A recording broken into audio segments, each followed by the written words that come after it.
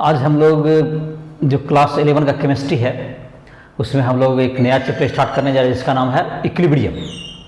तो इक्विलिब्रियम के पहले हम लोगों ने थर्मोडायनामिक्स का जो कंसेप्ट का जितना था उसमें क्लासेस मैंने लिया था, और जो क्वेश्चन वगैरह है तुमको एनसीईआरटी बुक्स हो या तो एग्जाम्पलर हो या तुम जो जे या तुमको एनसीईआरटी या राइस ऐप पर आकर के ऑब्जेक्टिव हो सब्जेक्टिव हो इन सब क्वेश्चन का प्रैक्टिस कर लिया होगा उम्मीद है।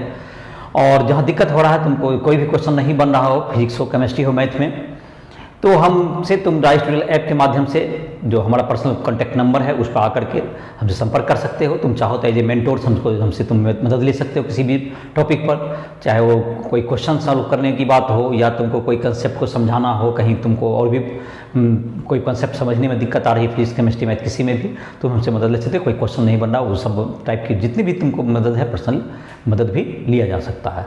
तो इसी के साथ इस लेक्चर को आज स्टार्ट कर रहे हैं जो उसका एक चैप्टर को जिसका नाम है इक्विलिब्रियम। एनसीईआरटी बुक में ये तुमको चैप्टर नंबर 7 है। एनसीईआरटी बुक के आधार पर देखें, जो तुम्हारा लेक्चर है एनसीईआरटी बुक के आधार पर ही तैयार किया जा रहा है।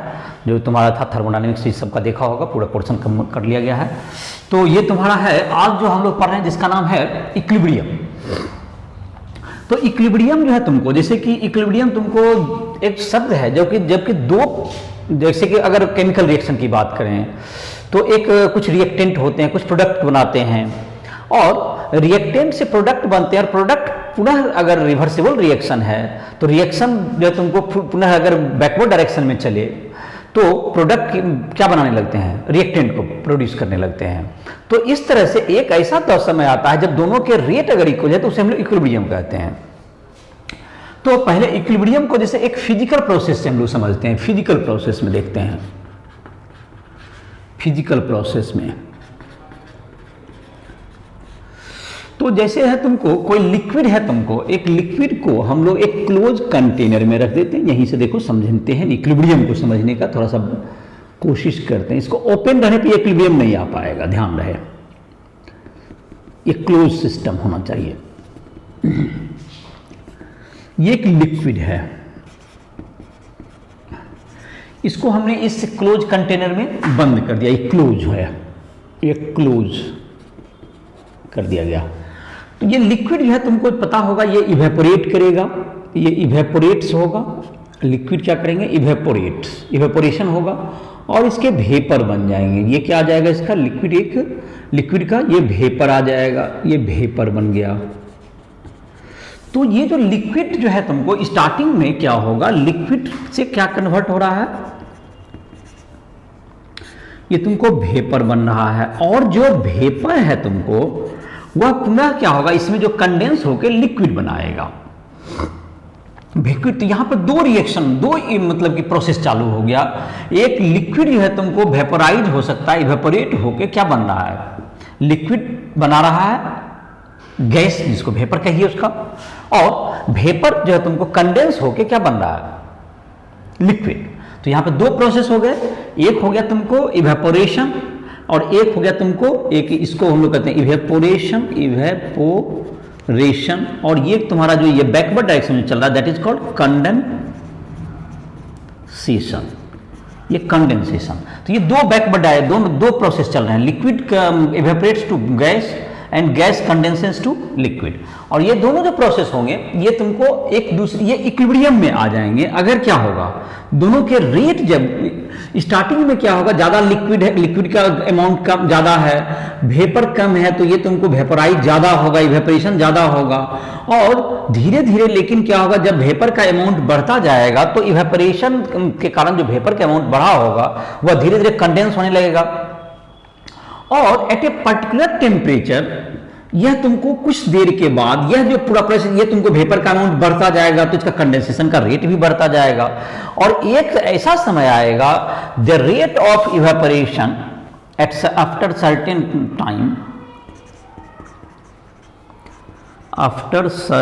Time the rate of evaporation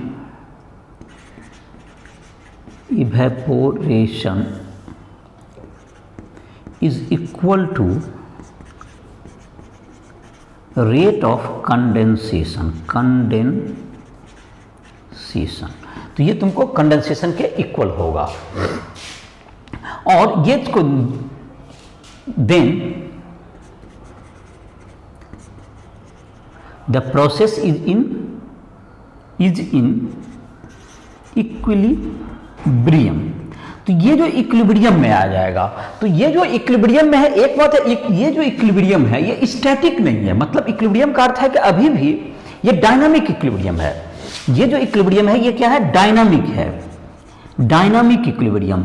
ये डायनामिक का अर्थ क्या हुआ कि ये जो इक्विलिब्रियम है तुमको दोनों प्रोसेस चल रहा बट इक्वल रेट से। यहां प्रोसेस दोनों स्टेट नहीं हो गया, मतलब liquid is converted to vapour and vapour condenses to liquid. Both the process is going simultaneously with equal rate, hence it is in equilibrium। इसलिए इस तरह के इक्विलिब्रियम को हम लोग स्टैटिक इक्विलिब्रियम का मतलब दोनों में कोई प्रोसेस हो ही नहीं रहा है, देन उसको हम लोग कहेंगे स्टैटिक इक्विलिब्रियम। बट ये केस किस तरह का केस है कि यहां पर क्या हुआ, इक्विलिब्रियम का मतलब समझ में आ गया होगा कि तुमको इस एग्जांपल से लिक्विड वेपर में बन रहा है, इवेपोरेट कर रहा है, और वेपर कंडेंसेस टू लिक्विड, और दोनों के रेट इक्वल हो गए, तो ये क्या हो गया? इक्विलिब्रियम आ गए। किस तरह से एक तुम्हारा ये प्रोसेस हो गया। और इसमें हम लोग ये पता कैसे चलेगा, अगर कोई ऑब्जर्व कर रहा है जैसे कोई, तो कैसे ऑब्जर्व करके ये कैसे बता सकता है कि ये प्रोसेस इक्विलिब्रियम में आ गया। कहना कि दोनों का रेट इक्वल हो जाए, तो ये ऑब्जर्व जब करेगा तो एक चीज देखेगा कि अब तुमको लिक्विड का अमाउंट और वेपर का अमाउंट टाइम के साथ ये कांस्टेंट रहेगा, वही रहेगा, ये चेंज नहीं करेगा। तो इसका जो vapour pressure after certain at equilibrium तुमको क्या होगा? Equilibrium vapour pressure of liquid becomes constant. ये कांस्टेंट हो जाएगा at certain temperature, at a particular temperature, ये पर्टिकुलर टेम्परेचर पर। तो ये तुमको, ये तुम्हारा एक इंडिकेशन है कि अगर वेपर प्रेशर तुम्हारा है, वेपर प्रेशर कांस्टेंट का हो जाना, रुक जाना, ये क्या कहलाएगा? ये इक्विलिब्रियम को डिनोट करेगा। तो ये तुमने देखा एक लिक्विड वेपर का। इसी तरह से तुम देख सकते हो सॉलिड लिक्विड इक्विलिब्रियम भी देख सकते हो तुम, सॉलिड और लिक्विड का। तो ये तुम्हारा सॉलिड क्या हो रहा है तुम्हारा, जैसे H2O का केस है, H2O सॉलिड हो गया, जैसे आइस है, यहां पर भी जैसे कि H2O का भी केस होता है, ये कोई भी लिक्विड हो सकता था। ये तुम्हारा H2O लिक्विड से H2O वेपर बन रहा है। लाइकवाइज यहां पर तुमको आइस और वाटर इसका एग्जांपल हो सकता है। अगर ये आइस वाटर है तो आइस और वाटर का जो कितना होता है तुम्हारा, जानता होगा कि ये तुमको आइस और वाटर अगर 273 केल्विन पर होगा तो यह क्या होगा तुमको, तो रेट दोनों के उस समय अगर 1 एटमॉस्फेरिक प्रेशर पर वो इसका इक्वल तुम्हारा रेट हो जाएगा दोनों का। तो यहां पर दो जो प्रोसेस होते हैं उसका क्या क्या नाम हो गया? Solid is converted to liquid, it is called melting, ये हो गया तुमको मेल्टिंग, और ये कहलाता है फ्रीजिंग। ये तुमको दोनों का रेट जब क्या हो जाएगा, इक्वल हो जाएगा तो equilibrium. Rate of freezing, rate of melting is equal to rate of freezing, तो ये हो गया इक्विलिब्रियम। इक्विलिब्रियम ये भी डायनामिक नेचर का ही होगा, जैसा कि दोनों प्रोसेस चल रहा होगा। ये जब इक्विलिब्रियम में होगा, जैसे कि फॉर एग्जांपल H2O सॉलिड जो कि आइस कह सकते हो, उससे H2O लिक्विड बना, तो ये इक्विलिब्रियम में कब आता है? ये इक्विलिब्रियम में आएगा कब? इक्विलिब्रियम में तब आएगा जब यह तुमको कहलाएगा, यह इक्विलिब्रियम में आएगा जब तुमको यह एट 273 केल्विन, ये तुमको है at 1 atmospheric pressure, 1 atmospheric pressure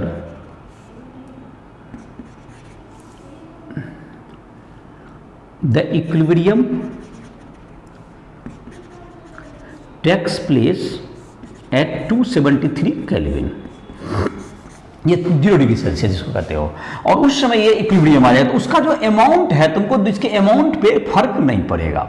समय के साथ इसका जो अमाउंट है ये तुमको मेल्टिंग पॉइंट जो है तुम्हारा एक कांस्टेंट जिस टेम्परेचर पर रहेगा, ये तुम्हारा इसका कैरेक्टरिस्टिक है कि अगर उसको मेल्टिंग पॉइंट पे ले आओ 1 एटमॉस्फेरिक प्रेशर जो मेंशन है लिक्विड और सॉलिड और लिक्विड का, जो कि फ्रीजिंग का उसका जो मेल्टिंग पॉइंट है उस पॉइंट पर ही वो क्या कर जाएगा, इक्विलिब्रियम में आ जाएगा।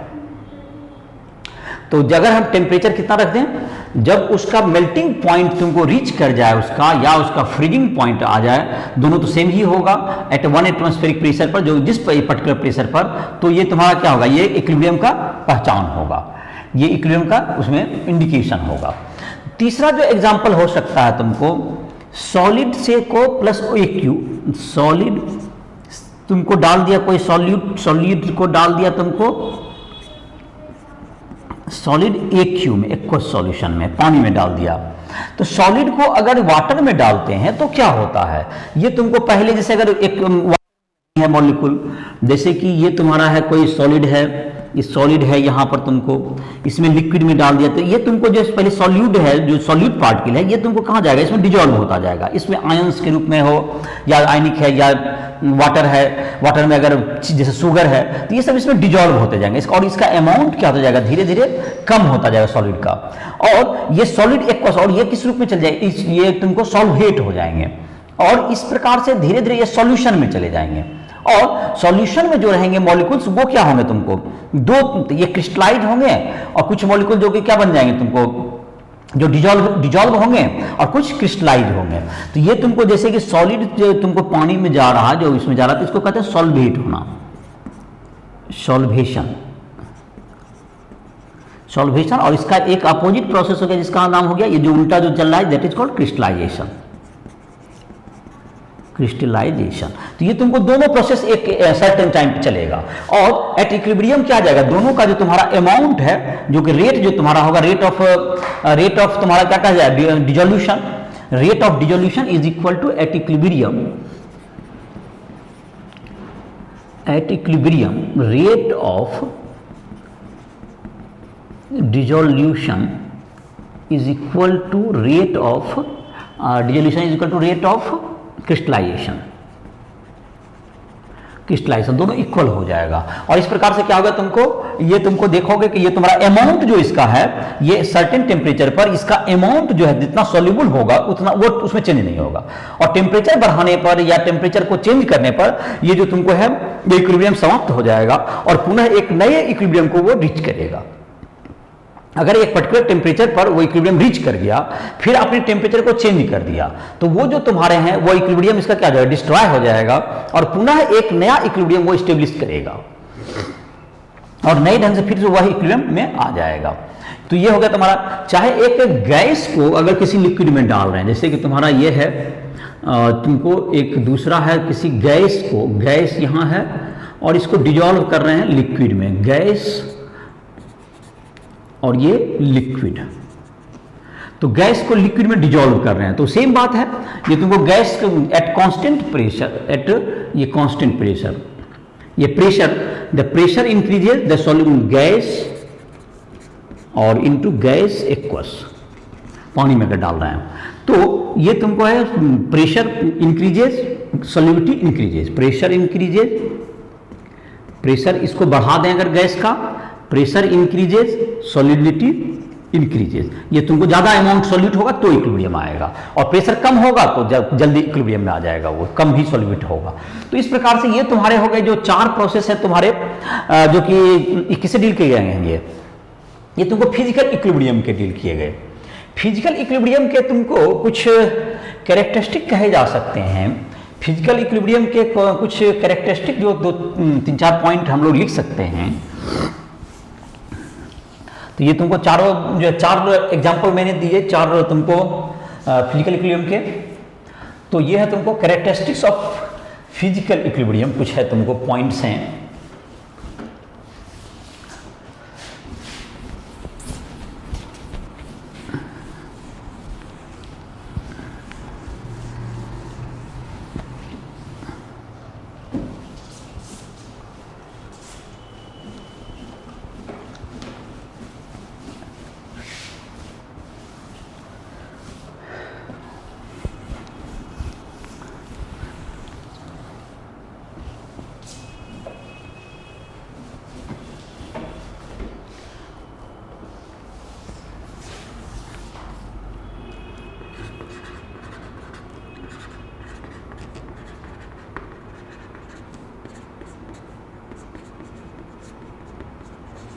Characteristics of physical equilibrium.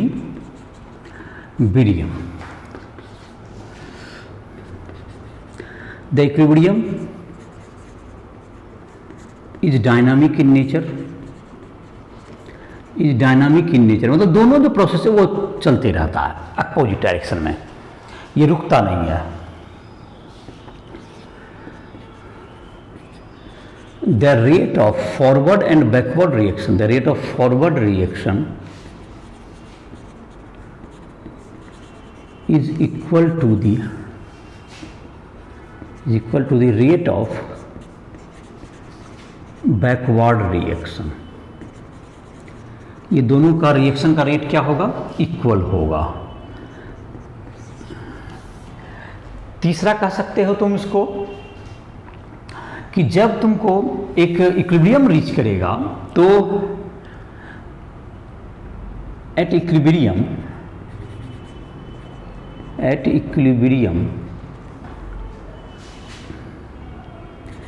all the measurable quantity acquires a constant value, acquire कर लेगा। डी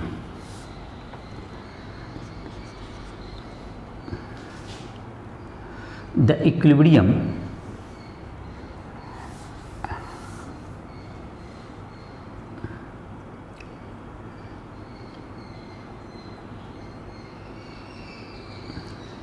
तो ये तुमको इक्विलिब्रियम रीच कर लेगा।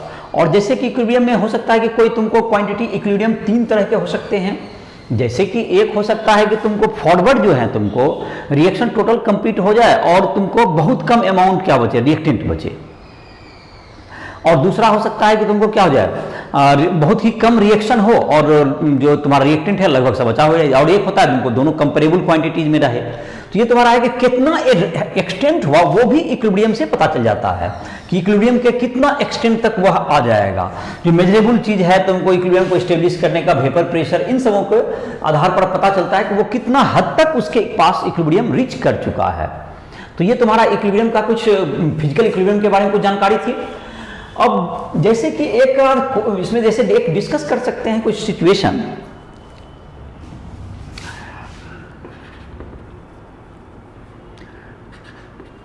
A liquid is in equilibrium with its vapor in a closed vessel. The volume of vessel suddenly doubled.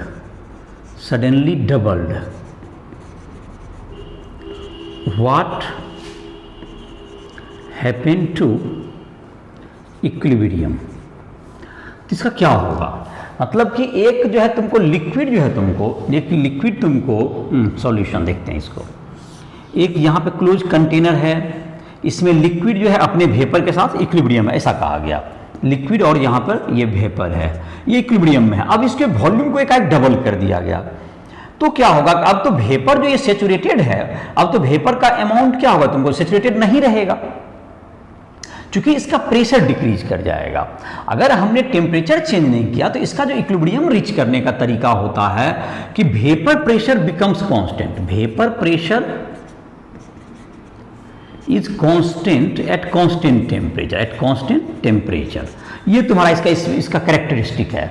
तो जहां पर जैसे ही एक पर्टिकुलर वेपर प्रेशर ये रीच कर लिया होगा और उसके बाद ये इक्विलिब्रियम आ गया, लेकिन जैसे ही वेपर वॉल्यूम बढ़ाएगा तो जाहिर है कि वॉल्यूम बढ़ते ही प्रेशर इसका क्या हो जाएगा, घट जाएगा। तो इक्विलिब्रियम क्या होगा, इक्विलिब्रियम डिस्ट्रॉय हो गया। इक्विलिब्रियम डिस्ट्रॉय, क्योंकि ये वॉल्यूम बढ़ेगा तो इसका मतलब प्रेशर घटेगा और इक्विलिब्रियम डिस्ट्रॉय हो जाएगा। तो अब क्या होगा, इक्विलिब्रियम डिस्ट्रॉय हो जाएगा तो इसको नीचे जब है तुमको क्या करेगा ये, तो ये जब इक्विलिब्रियम डिस्ट्रॉय होगा तो फिर एक आफ्टर सर्टेन टाइम ये तुमको after equilibrium destroy but after certain time it again reach equilibrium and vapor pressure becomes same, vapor pressure becomes same। अगर टेम्परेचर नहीं बदला तो उतना ही वेपर प्रेशर फिर हो जाएगा, थोड़ा देर के बाद कुछ और लिक्विड इवेपोरेट होगा और उसके बाद वेपर प्रेशर उसका कांस्टेंट कर लेगा। तो ये तुम्हारा हो गया जैसे कि इस तरह सिचुएशन में कि अगर ये तुमको, अगर आप इसमें सिचुएशन को आपने चेंज किया तो इक्विलिब्रियम तो जरूर खत्म हो जाएगा, लेकिन फिर पुनः वह इक्विलिब्रियम को रिगेन करेगा और उस समय वेपर प्रेशर फिर से सेम हो जाएगा अगर आपने टेम्परेचर को चेंज नहीं किया है। और टेम्परेचर जब जैसे बदल दीजिएगा तो फिर वेपर प्रेशर को भी एक नया इक्विलिब्रियम रीच करेगा, नया वेपर प्रेशर आएगा। तो ये तुमको इसका कुछ फिजिकल इक्विलिब्रियम का एक एग्जांपल मैंने दे दिया समझने के लिए। अब है तुमको, हम लोग केमिकल इक्विलिब्रियम को स्टार्ट करेंगे।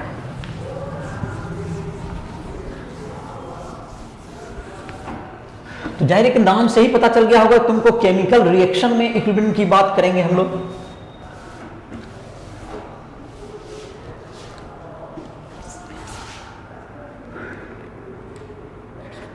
केमिकल इक्विलिब्रियम, तो ये केमिकल इक्विलिब्रियम का मतलब हो गया कि तुमको जो केमिकल रिएक्शन है वह उसमें जो रिएक्टेंट से प्रोडक्ट बनता है that is called forward reaction. और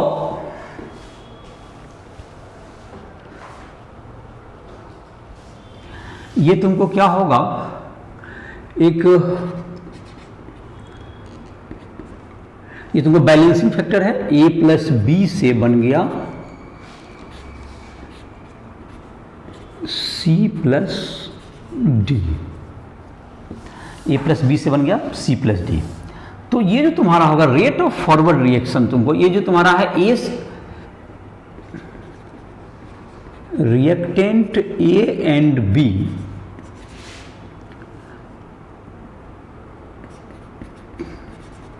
produces C and D, which is called forward reaction, which is called forward reaction। The product C and D gives reactant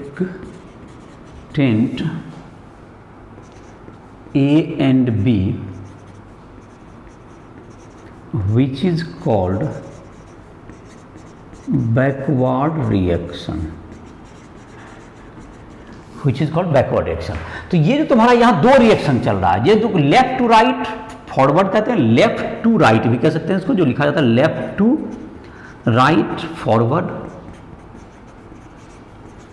reaction, right to left backward reaction. ये right to left क्या हो गया, backward reaction.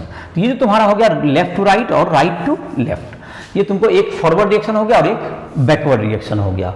तुमको अब जो यहां पर देखेंगे हम लोग ये फॉरवर्ड रिएक्शन और बैकवर्ड रिएक्शन में, तो यहां पर अगर तुमको ये देखा जाए कि अगर हम इसको कहें, कंसीडर करते हैं कि तुमको दोनों का रेट अगर इक्वल हो जाए, रेट ऑफ फॉरवर्ड रिएक्शन और rate of backward reaction equal हो जाए तो ये इक्विलिब्रियम में आ जाएगा। अब जहां तक कि रेट जो है तुमको किस पर डिपेंड करता है, तो रेट ऑफ इसको कह सकते हैं लॉ ऑफ मास एक्शन कहते हैं। एक लॉ है जो बताता है कि रेट तुमको, यहां पर लिख देते हैं इसे, तो rate of forward reaction, rate of forward reaction is equal to backward reaction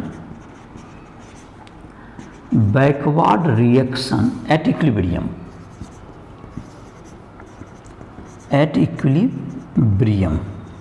तो इक्विलिब्रियम में तुमको ये रेट ऑफ फॉरवर्ड रिएक्शन और बैकवर्ड रिएक्शन क्या होगा, इक्वल होगा। ये तुम्हारा कहलाएगा, ये रेट दोनों का इक्वल हो जाएगा, फॉरवर्ड रिएक्शन का रेट और बैकवर्ड रिएक्शन का रेट इक्वल होगा, और इसमें हम लोग कहेंगे कि ये इक्विलिब्रियम में आ गया। अब यहां पर रहा बात कि रेट तुमको डिपेंड किस पर करता है। रेट जो डिपेंड करता है लॉ ऑफ मास एक्शन, इसको डिटरमाइन करता है लॉ ऑफ मास एक्शन।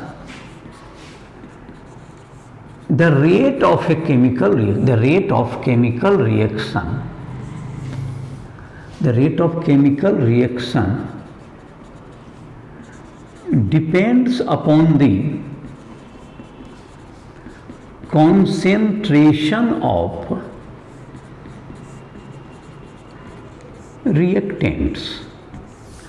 तो जहां तक कि रहा तुमको कॉन्सेंट्रेशन पर डिपेंड करता है, तो रेट ऑफ फॉरवर्ड रिएक्शन, जैसे कि तुम्हारा रिएक्शन है, फिर से इसको लिखते हैं, ए इस रिएक्शन के लिए ये सी बना और ये डी बना, ये फॉरवर्ड रिएक्शन हुआ। तो रेट ऑफ फॉरवर्ड रिएक्शन के लिए जो रिएक्टेंट है, rate of forward reaction, rate of forward reaction जो होगा तुमको, ये प्रोपोर्शनल टू क्या हो जाएगा, ए का कॉन्सेंट्रेशन को यहाँ ब्रैकेट में देख लिखते हैं हम लोग, कॉन्सेंट्रेशन ए उसमें पावर ए और concentration B to the power B, A and B. अच्छा इसको लिख देते हैं, तो इस रेट को आर एफ लिख लीजिए और यहाँ पे कांस्टेंट आएगा जिसको हम लोग के एफ लिख देते हैं, concentration of A and concentration of B, where is equal to concentration of A. ये हो गया तुमको कॉन्सेंट्रेशन ऑफ बी, और के एफ हो गया इक्विलिब्रियम कांस्टेंट, मतलब रेट कांस्टेंट कह सकते हैं इसको, rate K F is equal to rate constant of forward reaction, rate constant of forward reaction कह सकते हैं इसको। अब similarly rate of backward reaction, backward reaction is equal to K B into concentration of C to the power C और D to the power D, ऐसा हो जाएगा। तो R B equals to K B into concentration of C to the power C into D to the power D, जहाँ पर जो bracket से घेरा गया ये इसको कॉन्सेंट्रेशन को डिनोट करेगा। एट इक्विलिब्रियम क्या होगा, दोनों रेट इक्वल होगा एट इक्विलिब्रियम। तो चलिए यहाँ से लिखते हैं, at equilibrium, at equilibrium rate of forward reaction is equal to rate of backward reaction। तो kf into concentration of a to the power a जो कहा जाए और b का concentration of power b is equal to kb into concentration of c to the power c and d to the power d। तो kf by kb जो होगा तुम्हारा, kf by kb जो यहाँ होगा, यहाँ पर लिख देते हैं kf by kb equals to concentration of C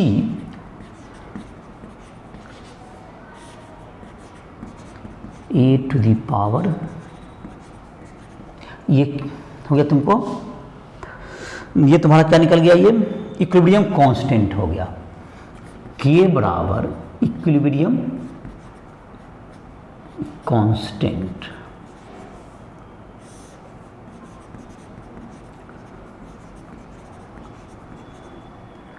ये हो गया K हो गया इक्विलिब्रियम कांस्टेंट, इक्विलिब्रियम कांस्टेंट।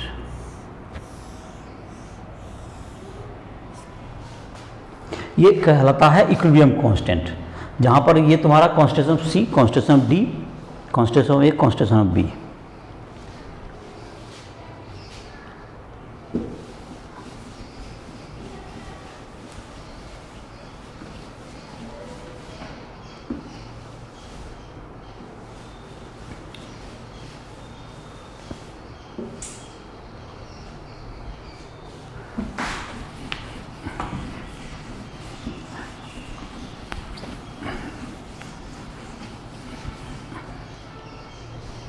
तो K बराबर क्या होगा तुमको, concentration of C to the power C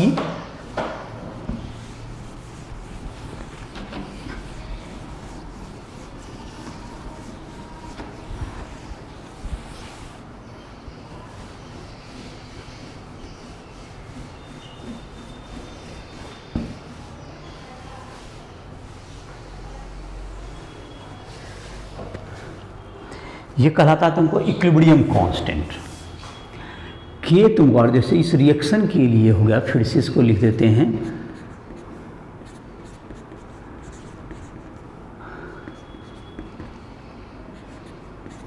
K is equal to concentration of C to the, जो प्रोडक्ट का पहले ऊपर देंगे उसके बाद रिएक्टेंट का कॉन्स्टेंशन नीचे देंगे। इसको हम लोग कहते हैं इक्विलिब्रियम कांस्टेंट। तो ये तुम्हारा हो गया इक्विलिब्रियम कांस्टेंट हो गया। तो इक्विलिब्रियम कांस्टेंट को रिप्रेजेंट कर देते हैं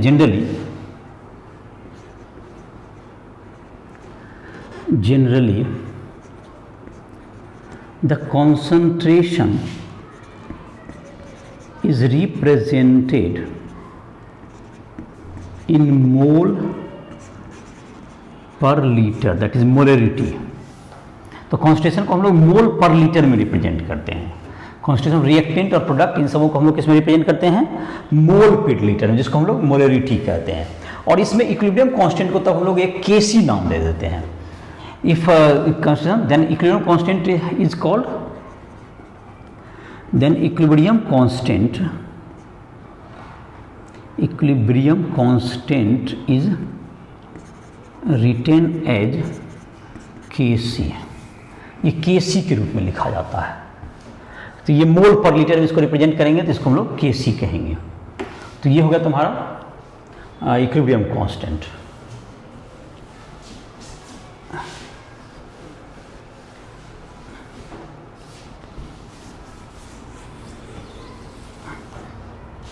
तो ये हो गया Kc। तुमको ये जो कॉन्सेंट्रेशन को रिप्रेजेंट करना है मोल पर लीटर में, तो इसका नाम हो जाएगा Kc। जैसे कि एक आध क्वेश्चन हम लोग देख करके भी इसको देख सकते हैं। कांस्टेंट एक क्वेश्चन देखते हैं, उसी से इसको बनाते हैं।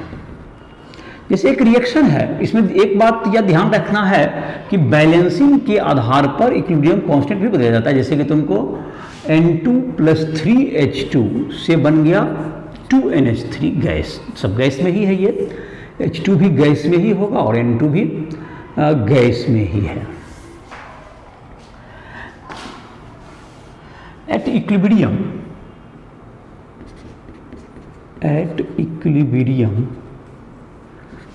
concentration of NH3 is equal to 1.2 into 10⁻²m। concentration of N2 is equal to 1 into 10⁻²m। concentration of H2 is equal to 2 into 10⁻²m। ऐसा इक्विलिब्रियम में है। Calculate equilibrium constant Kc for the reaction at the given at the temperature। तो ये जिस temperature पे इसका concentration दिया हुआ है कि NH3 का दिया हुआ है, N2 और H2 का। तो जैसे अभी तुमको हमने बताया था, तुमको लिखने के लिए अभी जो सिखाए Kc का वैल्यू लिखने के लिए, तो क्या बताए कि इसका प्रोडक्ट का कॉन्सेंट्रेशन पहले लिखना है ऊपर। तो प्रोडक्ट में कौन है? ये गैस NH3 है। तो NH3 का कॉन्सेंट्रेशन को पहले ऊपर लिखेंगे और जो कि बैलेंसिंग फैक्टर था उससे उसको क्या देना पड़ता है? पावर देना पड़ेगा। तो ये हो गया बाय कॉन्सेंट्रेशन ऑफ, ये क्या हो गया? N2, और इधर क्या हो गया? कॉन्सेंट्रेशन ऑफ H2 का होल क्यूब। अब जाहिर है कि वेरी सिंपल, ये इक्विलिब्रियम पे कॉन्सेंट्रेशन सब मेरा पास गिवन ही है, क्वेश्चन में सबको पुट करना है। तो ये एक्सप्रेशन, इस क्वेश्चन का मकसद एक ही था कि आपको एक्सप्रेशन लिखने आना चाहिए। तो एक्सप्रेशन क्या लिखने के लिए सीखना है कि आप जो कि प्रोडक्ट पहले ऊपर लिखें उसका कॉन्सेंट्रेशन, और उस पर जो बैलेंसिंग फैक्टर उसको पावर में डाल दें। तो इसी बात से यह भी समझ में आ गया होगा कि अगर आप बैलेंसिंग अलग तरह से करते हैं, जैसे कि यहाँ पे बैलेंसिंग कर सकते हैं हम लोग, N2 + 3H2 से बन गया 2NH3, कोई ये कर सकता है हाफ N2 + 3/2H2 से बन गया NH3, 1 मोल पे बैलेंस किया उसको। तो जाहिर है कि यहाँ पे पावर अलग अलग हो जाएगा और उस स्थिति में K का वैल्यू भी क्या हो जाएगा? डिफर कर जाएगा, अलग अलग बैलेंसिंग। तो उसका इक्विलिब्रियम कांस्टेंट का वैल्यू चेंज हो जाता है। तो यहाँ पर अब वैल्यूज को रख देते हैं सबको। इसका वैल्यू जहाँ तक दिया हुआ है 1.2 × 10⁻² का होल स्क्वायर है, और N2 का है 1 × 10⁻²m N2 का कॉन्सेंट्रेशन, और इसका है 2 × 10⁻²m का होल क्यूब। ये तुम्हारा आ गया। तो ये 8 हो गया, ये तुमको 1.2 का होल स्क्वायर है, 1.44/8 हो गया, 1.44/8। तो दैट इज 0.18 इंटू, अब डिजिट पावर को देख लेते हैं, -4 और यहाँ -2 हो गया, तो -2 बचा, एक पावर 10⁻² कैंसिल हो गया तो -2, और यहाँ पर है -6, तो 10⁻6 हो गया इंटू 10⁻6। और यहाँ पर जहाँ तक कि इसके यूनिट की बात करें तो मोल का स्क्वायर है एम मोल पर लीटर पर पावर -2 आएगा, क्योंकि 4 मोल है नीचे और 2 मोल है ऊपर, तो 2 का होल स्क्वायर बन जाएगा। तो ये तुम्हारा हो गया क्या चीज़, कॉन्सेंट्रेशन निकालने का एक तरीका। तो ये तुम जो है अब एक तुम एनसीईआरटी का एग्जाम्पल तुम सॉल्व कर लोगे, सॉल्व एनसीईआरटी एग्जाम्पल 7.1 एंड 7.2, इसको तुम सॉल्व कर लोगे। अभी इसको अभी जो तुमको ये जो बताया गया इसमें वीडियो में तुमको रोक करके इसको पहले एग्जांपल ये तुमको यहाँ पर कैलकुलेशन करने सीख गया, तो इस दोनों इक्वेशन पे तुम्हें यही दिया हुआ है, इक्विलिब्रियम दिया हुआ है और उसमें तुमको इसको बनाना है, तो इसको भी पुट कर दोगे तुमको ये समझ में आ जाएगा।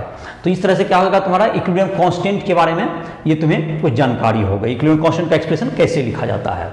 और इसमें एक बात जो कि अब हम लोग देख सकते हैं, तो इसको एक एग्जांपल जो है 7.1 और 7.2 तुमको अभी सॉल्व कर लेना है, उसके बाद वीडियो को आगे देखना है।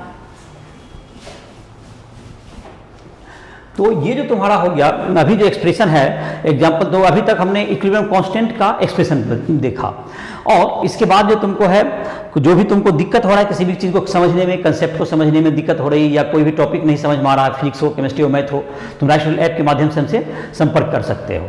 तो इसी के साथ इस लेक्चर को समाप्त करते हैं, अगले लेक्चर में इक्विलिब्रियम कांस्टेंट को आगे बढ़ाएंगे। तो इसी के साथ इस लेक्चर को समाप्त किया जा रहा है।